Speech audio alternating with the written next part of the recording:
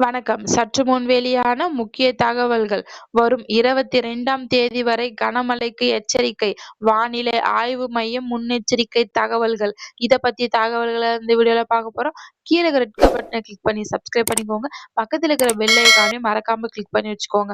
அப்பதான் நான் ரெகுலரா வீடியோ போடுறது உங்களுக்கு நோட்டிஃபிகேஷனா வந்து சேரும். வாங்க வீடியோக்குள்ள போகலாம். மறக்காம லைக் பண்ணிக்கோங்க. தமிழ்நாட்டில் வடகிழக்கு பருவமழை தீவிரமடைந்து வரும் நிலையில் பல மாவட்டங்களில் ஆங்காங்கே மழை பெய்து வருகிறது. இந்த நிலையில் வரும் 22ஆம் தேதி தென்கிழக்கு வங்கக்கடலில் புதிய காற்றழுத்த தாழ்வு பகுதி உருவாக வாய்ப்புள்ளதாகவும், இது மேற்கு வடமேற்கு திசையில் நகர்ந்து வலுப்பெறும் என்று வானிலை ஆய்வு மையம் தெரிவித்துள்ளது. இதை குறித்து நாளை 19/11/2025 தமிழகத்தில் ஒரு சில இடங்களிலும், புதுவை மற்றும் காரைக்கால் பகுதிகளிலும் இடி மின்னலுடன் கூடிய லேசான முதல் மிதமான மழை பெய்யக்கூடும். மயிலாடுதுறை மற்றும் கடலூர் மாவட்டங்களில் ஓரிரு இடங்களில் கனமழை பெய்ய வாய்ப்புள்ளது. 20ஆம் தேதி தமிழகம் மற்றும் புதுவை, காரைக்கால் பகுதிகளில் லேசான முதல் மிதமான மழைக்கும், இடி மின்னலுடன் கூடிய லேசான முதல் மிதமான மழைக்கு வாய்ப்புள்ளது என்று வானிலை ஆய்வு மையம் கணிச்சுள்ளது.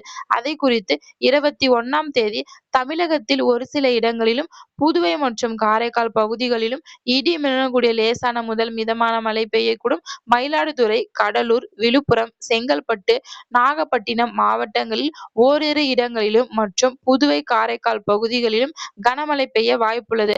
22ஆம் தேதி தமிழகத்தில் ஒரு சில இடங்களிலும், புதுவை மற்றும் காரைக்கால் பகுதிகளிலும் லேசான முதல் மிதமான மழை பெய்யக்கூடும். திருவள்ளூர், காஞ்சிபுரம், சென்னை, செங்கல்பட்டு, விழுப்புரம், கடலூர், மயிலாடுதுறை, நாகப்பட்டினம், திருவள்ளூர், தஞ்சாவூர், புதுக்கோட்டை, ராமநாதபுரம், தூத்துக்குடி, திருநெல்வேலி, கன்னியாகுமரி மாவட்டங்களில் ஓரிரு இடங்களிலும், புதுவை மற்றும் காரைக்கால் பகுதிகளிலும் கனமழை பெய்ய வாய்ப்புள்ளது. வரும் 23/11/2025 தமிழகத்தில் ஒரு சில இடங்களிலும், புதுவை மற்றும் காரைக்கால் பகுதிகளிலும் லேசான முதல் மிதமான மழை பெய்யக்கூடும்.